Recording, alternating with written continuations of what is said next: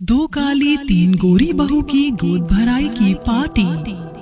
आज तो मैं इस साड़ी में बहुत खूबसूरत लग रही हूँ। कौन कहेगा मुझे देखकर कि मैं 5-5 बेटों की माँ हूँ। शालू शीशे में देखते हुए खुद को निहारती है और खुद की ही तारीफ करती है। थोड़ी देर में शालू तैयार होकर नीचे आ जाती है जहाँ वो देखती है। नहीं नहीं, आप रहने दीजिए, मैं उठा लूंगी। गलती मेरी है, ये मुझसे टूटा है, आप क्यों इसे उठा रही हैं? विनोद, ये क्या हो रहा है? माँ, वो मुझसे गलती से टेबल पर रखा हुआ पॉट गिर गया था, मैं उसे ही उठा रहा था। ये तो इसका काम है, तू क्यों इसकी मदद कर रहा है? और तू यहाँ खड़ी खड़ी मेरी शक्ल क्या देख रही है? जा जाकर अपना काम कर। विनोद बेटा, मैंने तुझसे कितनी बार कहा है कि तू इन दोनों नौकरानी बहनों से दूर रहना। एक तो ये नौकरानी की बेटी, ऊपर से न शक्ल न सूरत, इन्हें तो देखने का भी मन नहीं करता। इतना कहकर शालू अपनी बड़ी सी गाड़ी में बैठती है और शादी के लिए निकल जाती है। शादी के पहुंचते ही शालू की नजर 3 गोरी लड़कियों पर जाती है। रश्मिका, ये तीनों लड़कियां कौन हैं? अरे वो अपने पटेल नगर वाले कपूर जी हैं ना, उनकी बेटियां हैं। क्या कपूर जी? वो तो शहर के सबसे बड़े बिजनेसमैन में से एक हैं। अगर उनकी तीनों बेटियों से मेरे तीनों छोटे बेटे का रिश्ता तय हो जाए तो बात बन जाएगी। शालू उन तीनों लड़कियों के पिता से जाकर बात करती है और अपने तीनों बेटों का रिश्ता उन तीनों लड़कियों से तय कर देती है।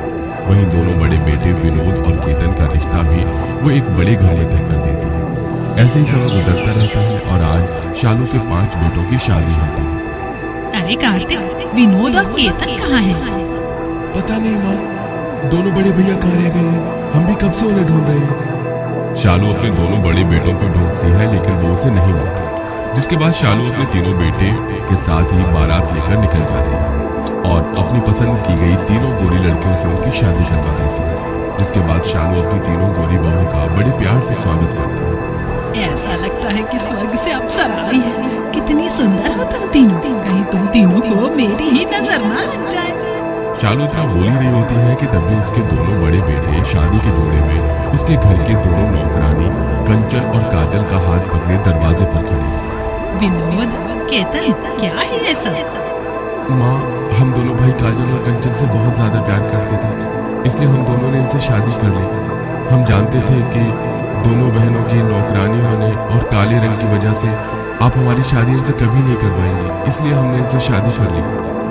अगर आपको ये शादी मंजूर नहीं है तो हम दोनों इन दोनों के साथ हमेशा हमेशा के लिए घर छोड़कर चले जाएंगे। अपने दोनों बड़े बेटों के घर छोड़ जाने की बात सुन शालू डर जाती है और डर चाहते हुए भी शालू को अपने घर की नौकरानी को अपने घर की बहू बनाना पड़ता है। ऐसे ही शादी का पहला दिन गुजर जाता है। अगले दिन होते ही दोनों काली बहुएं अपनी पहली रसोई की रस्म में सबके लिए खाना बनाती हैं। आप लोग आ गए? देखिए, आज हमने अपनी पहली रसोई की रस्म में आप लोगों के लिए कितनी सारी चीज बनाई है। तुम जैसी काली कलूटन के हाथ का खाना खाने से अच्छा कि हम लोग भूखे रहे। लेकिन क्यों माँ जी, पहले तो आप हमारे हाथ का खाना बड़े शौक से खाती थी। क्योंकि पहले तो मेरे घर की नौकरानी थी, बहू नहीं। चलिए माँ जी, हम किसी बड़े से 5 स्टार होटल में जाकर लंच करते हैं। वैसे भी इनके काले हाथ से बनाई गई खाने को खाकर कहीं हम तीनों भी काले हो गए तो। तीनों गोरी बहुएं और साथ मिलकर उन दोनों काली बहुओं की बहुत बेइज्जती करती हैं और वहां से चली जाती है। कंचन और काजल को ये सब देखकर बहुत ज्यादा बुरा लगता है, लेकिन वो किसी से कुछ नहीं कर पाती। ऐसे ही समय गुजरता है और घर में सबको पता चलता है कि 5 बहुएं पेट से। जग जग जियो मेरी बहू, किसी की नजर ना लगे तुम्हें। माँ जी, हमें भी आशीर्वाद दीजिए ताकि हमारा बच्चा बिना किसी परेशानी के पैदा हो। क्या फायदा तुम दोनों कालियों को आशीर्वाद देने का? पैदा करना तो तुम्हें अपनी तरह काला बच्चा ही है। मैं तो चाहती हूँ तुम दोनों के बच्चे पैदा ना हो। मेरी 3 सुंदर सुंदर पोता पोतियों में तुम दोनों के बच्चे किसी काले कौवे के बच्चे की तरह नजर आएंगे। इतना कहकर शालू वहाँ से चली जाती है। ये देखो, मैं तुम तीनों के लिए क्या लेकर आई हूँ। ये देसी घी का हलवा और ये लड्डू। एक तो ऐसे ही प्रेगनेंसी में हमारा वजन बढ़ गया है, ऊपर से ये बुढ़िया रोज रोज हमें घी का खाना खिलाकर एक दिन गुब्बारे की तरह फुलाकर ही मारेगी। जहाँ एक तरफ शालू अपनी तीनों गोरी बहू को गर्भवती अवस्था में जमीन पर कदम रखने नहीं देती, वहीं दोनों काली बहू से नौकरानी की तरह काम करवाती और खाने के लिए उन्हें ढंग से रोटी भी नहीं देती। ये क्या, तुम तीनों शराब पी रही हो? वो भी ऐसी हालत में।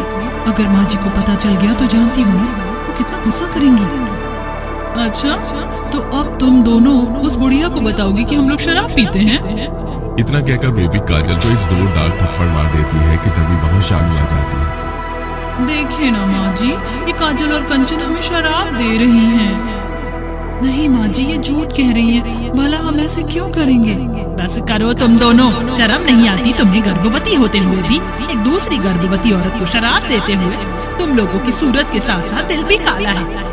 शालू अपनी दोनों काली बहू को ताने मारने लगती है, जिससे सुन बेचारी दोनों काली बहुएं रोते हुए अपने कमरे में चली जाती है। बहू ये देखो, मैंने तुम तीनों की गोद भराई की रस्म के लिए ये लहंगे बनवाए हैं। लेकिन माँ जी, हमें लहंगे पहनना बिल्कुल भी पसंद नहीं है। बहू, हमारे यहाँ गोद भराई की रस्म में घर की बहू साड़ी या लहंगे ही पहनती है, इसलिए तुम तीनों को भी यही लहंगे पहनने होंगे। शालू तीनों गोरी बहू को लहंगे देकर वहाँ से चली जाती है, अपनी सास के जाते हैं। यार मैं कोई लहंगा नहीं पहनूंगी। हाँ यार, क्यों ना हम तीनों ऑनलाइन अपनी गोद भराई की रस्म के लिए ड्रेस ऑर्डर करें? तीनों गोरी बहुएं अपने लिए ऑनलाइन ड्रेस ऑर्डर करती हैं। वहीं शालू अपनी तीनों गोरी बहू की गोद भराई की रस्म के लिए एक बड़ा सा हॉल बुक करती है और उनके लिए तरह तरह के सामान लेती है। माँ जी, हम दोनों अपनी गोद भराई की रस्म के लिए क्या पहने? हमारे पास तो पहनने के लिए कुछ भी नहीं है। तुम दोनों से किसने कहा कि मैं तुम दोनों की गोद भराई की रस्म करूंगी? गोद भराई ये सिर्फ मेरी तीनों सुंदर बहू के लिए होगी, न कि तुम दोनों के लिए। समय गुजरता है और पांचों बहू की गोद भराई का दिन आ जाता है। जहाँ बेचारी काजल और कंचन घर के सारे काम करके अपनी पुरानी सी साड़ी पहनकर गोद भराई में आती है, वहीं तीनों गोरी बहुएं शॉर्ट ड्रेस पहनकर सबके सामने आती हैं, जिसे देख मौजूद सभी लोग हैरान हो जाते हैं। ये क्या शालू, तेरी ये तीनों बहुएं तो कुछ ज्यादा ही मॉडर्न है। अपने गोद भराई की रस्म में क्या कोई ऐसे छोटे छोटे कपड़े पहनता है? बहू, ये तुम तीनों ने क्या पहना है? मैंने तुम तीनों के लिए लहंगे बनवाए थे ना। चल माँ जी, ये तो आजकल का फैशन है। अब तीनों गोरी बहुएं गोद भराई की रस्म के लिए जाकर बैठ जाती हैं। सभी लोग गोद भराई की रस्म के लिए तीनों बहुओं की गोद में आशीर्वाद के लिए सामान रखते हैं, लेकिन तभी तीनों गोरी बहू अचानक उठ जाती है और उनकी गोद से सारा सामान गिर जाता है। यार क्या मुसीबत है, मेरे तो बैठे बैठे पैर दुख गए। तुम तीनों ने ही शगुन का सारा सामान गिरा दिया, जानती भी हो तुम दोनों ने कितना बड़ा अपशगुन किया है। माँ जी, आजकल के जमाने में पुराने तरीके से गोद भराई कौन करता है? आजकल तो लोग बिल्कुल न्यू फैशन के तरीके से गोद भराई की रस्म करते हैं। अमृता इतना बोलती है कि तभी वहाँ उन दोनों की सहेलियाँ ईशा और अंकिता आ जाती हैं। तुम दोनों आ गई, हम कब से तुम्हारा इंतजार कर रहे थे, और जो हमने मंगाया है वो तुम लाई हो ना? यस बेबी, चलो कुछ रॉक एंड रोल करते हैं। इतना कहकर तीनों गोरी बहू अपनी दोनों सहेलियों के साथ डांस करती हुई हाथों में शराब की गिलास लेकर एंजॉय करती है। तीनों गोरी बहू की ऐसी हरकत देखकर हर कोई अब शालू के बारे में तरह तरह की बातें करने लगता है। शालू की ये बहुएं तो हमारा बहुत एंटरटेनमेंट कर रही है, ऐसी बहुओं से तो भगवान ही बचाए। लोगों के मुंह से अपनी सास के लिए ऐसी बातें सुन कंचन और काजल को बहुत बुरा लगता है। बस भी करो तुम तीनों, और कितना शर्मिंदा करोगी माँ जी को। मैं तो कह रही हूँ तुम भी एक पैक लगा लो, फिर देखना सब कुछ भूल जाओगी।